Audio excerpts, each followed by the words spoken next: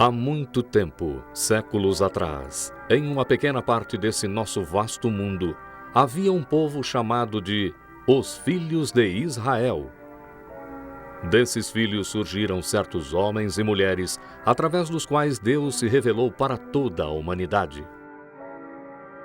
Um deles foi Davi, rei de Israel.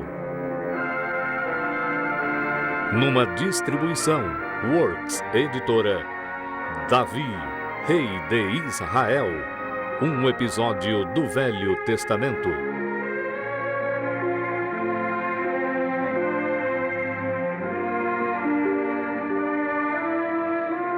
Versão brasileira, Estúdio de Cinema, São Paulo.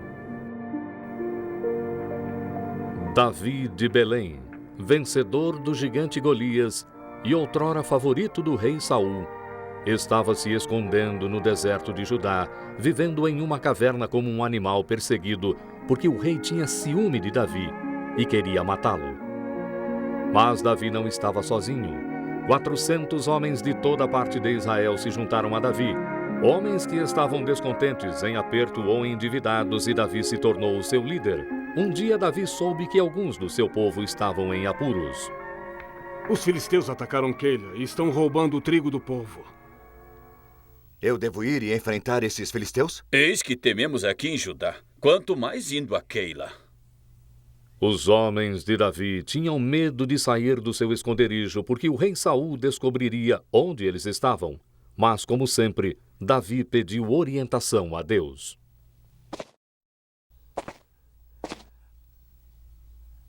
Eu devo ir e enfrentar esses filisteus? Então Deus deu a sua resposta a Davi. Desce a Keila e luta, porque te dou os filisteus na tua mão. Certo do que Deus queria que ele fizesse, Davi não mais hesitou. Ele se preparou para a batalha. Quando o rei Saul ouviu que Davi e os seus homens tinham derrotado os filisteus em Keila, ele tinha certeza de que agora ele poderia capturar Davi. Deus entregou Davi em minha mão, pois ele mesmo se encurralou entrando em uma cidade que tem muros e portões. Diga aos soldados para se aprontarem e descerem até Keila. Nós vamos cercar Davi e seus homens. Desta vez ele não me escapará. Mas, mais uma vez, Davi estava protegido, pois Deus o tinha avisado do plano de Saul. Então Davi e os seus homens deixaram a cidade de Keila e se esconderam no deserto de Zife. Aqui um dia Davi teve um encontro feliz com o seu querido amigo Jonatas, o filho do rei Saul. Não tema, pois meu pai não o achará.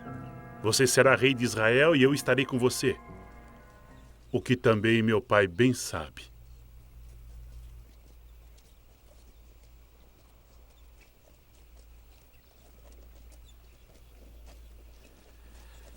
Se suas palavras forem verdade, Jonatas, e eu um dia for rei, então manterei o meu pacto com você. Sempre será o meu melhor amigo, e nada ficará entre nós. Eu juro, perante o Senhor. Assim, Davi e Jonatas renovaram seus votos de amizade.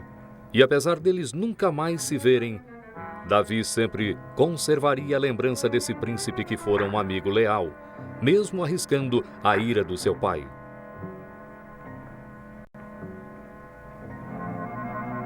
Davi e seus homens andaram de lugar em lugar, escondendo-se na floresta ou em cavernas nas montanhas. E para onde quer que fossem, Saul seguia com um exército de milhares de homens.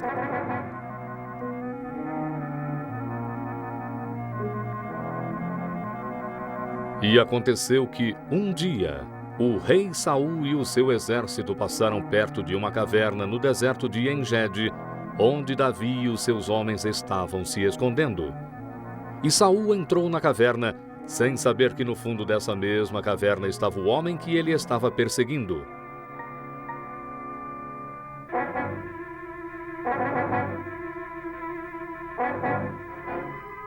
Aqui, na escuridão da caverna, estava a chance de Davi se livrar do seu inimigo. Ao menos assim acreditavam os seus homens.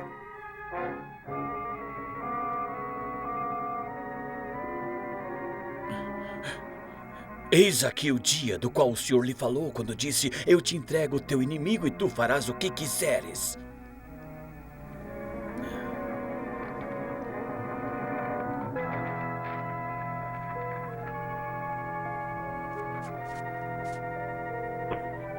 Mas tudo o que Davi fez foi cortar um pedaço do manto de Saul. Então ele voltou para as sombras da caverna. Quando Davi se recusou a ferir Saul, os seus homens quiseram matar o rei, mas Davi não deixou. O Senhor me proibiu pôr as mãos naquele que o Senhor ungiu para ser rei. Vamos.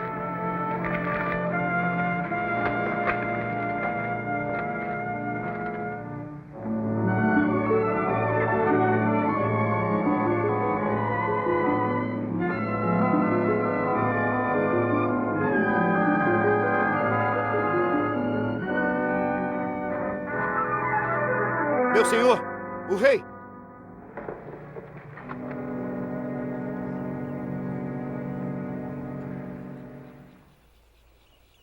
Por que dão ouvidos a esses homens que dizem Davi procura o seu mal? Hoje podem ver como o Senhor o entregou a mim na caverna. Os meus homens quiseram que eu o matasse, mas eu poupei a sua vida. Vê, meu senhor, a orla do seu manto está na minha mão. Pode ver que não quero matá-lo ou me rebelar contra o Senhor. Eu cortei a orla do seu manto, mas não o matei. Eu não pequei contra o Senhor, apesar de o Senhor me caçar e querer me matar. Que o Senhor Deus o puna. Porém, a minha mão não será contra o Senhor. Você é um homem melhor do que eu, pois você fez o bem e eu o recompensei com o mal. O Senhor, pois, o recompense pelo que hoje me fez. Eu sei que você certamente será o rei e que o reino de Israel há de ser firme na sua mão.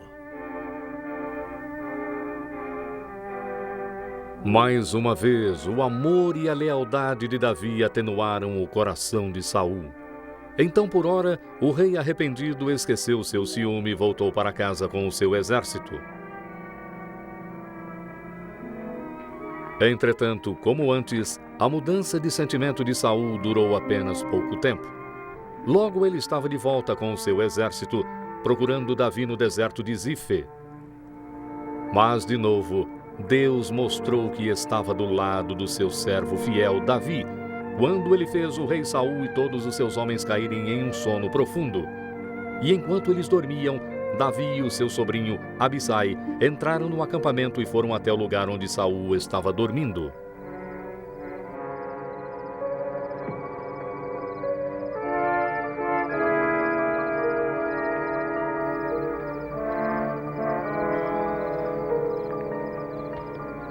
Deus lhe entregou seu inimigo. Deixe-me encravá-lo na terra com um golpe de sua lança. E não o ferirei pela segunda vez. Não o mate. Porque quem faz mal àquele que o Senhor unge o rei será punido. Vive o Senhor, que o Senhor o punirá. Ou o seu dia chegará em que morrerá de morte natural, ou morrerá na batalha. O Senhor Deus me proibiu de pôr as mãos naquele que o Senhor ungiu. Tome a sua lança e a bilha de água e vamos.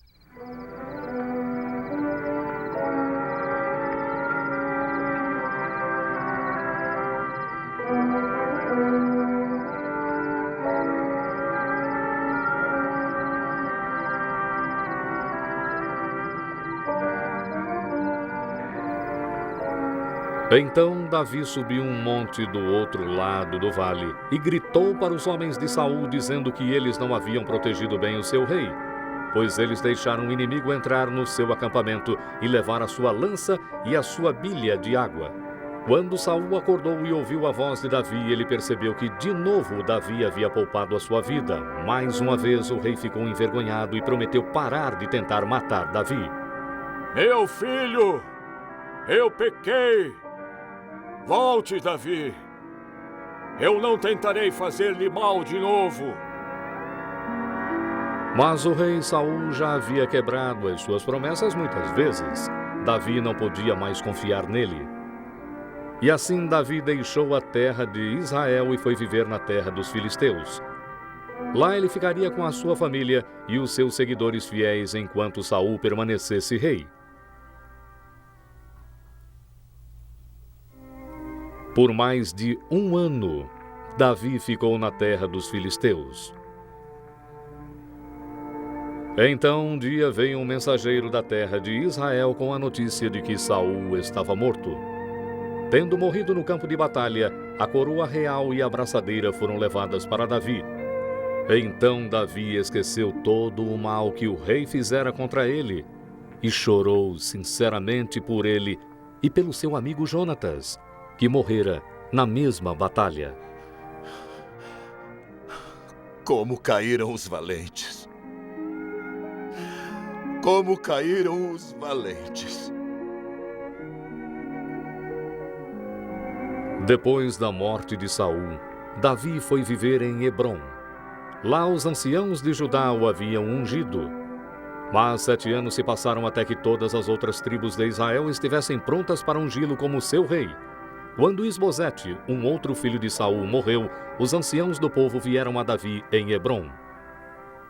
Mesmo no passado, quando Saul era o nosso rei, tu lideraste Israel na batalha, e o Senhor te disse: tu apacentarás o meu povo de Israel, e serás príncipe sobre Israel. Assim, mais uma vez, Davi foi ungido para ser rei. Desta vez sobre todas as 12 tribos de Israel. Então o propósito de Deus para enviar Samuel muitos anos antes para ungir Davi tinha se realizado.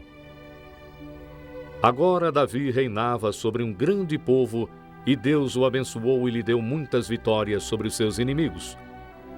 Mas Davi permaneceu humilde e temente a Deus e honrou Deus em todas as coisas.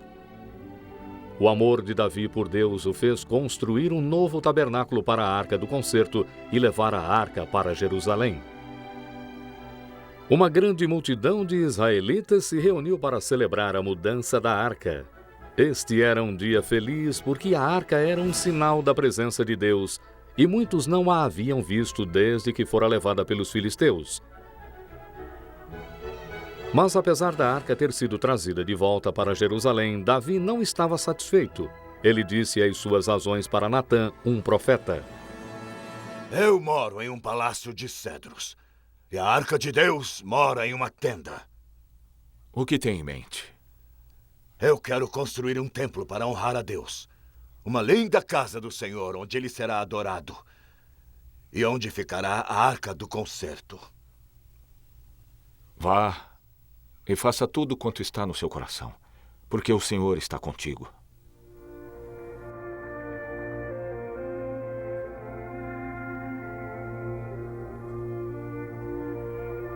Entretanto, naquela mesma noite, o Senhor falou com Natã e revelou que não Davi, e sim o filho de Davi, teria a honra de construir o templo. E Natã contou tudo isso a Davi e também a promessa maravilhosa de Deus para o filho de Davi. Ele edificará uma casa em meu nome, e confirmarei o trono do seu reino para todo sempre. Eu lhe serei por pai, e ele me será por filho. Se ele pecar, vou puni-lo, mas a minha bondade se não apartará dele, como a tirei de Saul. A tua casa real e teu reino serão firmados para sempre. Enquanto Davi ouvia, ele se encheu de gratidão e foi para o tabernáculo para abrir o seu coração ao Senhor em oração. Quem sou eu, Senhor Deus? E qual é a minha casa que tu abençoaste tanto? E ainda foi isto pouco aos seus olhos. Tu me fizestes grandes promessas para o futuro da minha casa. Sim, gerações futuras continuariam o trabalho que Davi começara. E com essa promessa, Davi se alegrou. O seu filho Salomão um dia edificaria um lindo templo como a casa do Senhor, e ainda um outro descendente de Davi, o Messias, um dia construiria uma estrutura mais duradoura ainda, um templo espiritual que seria eterno, a Igreja de Deus nos corações do seu povo.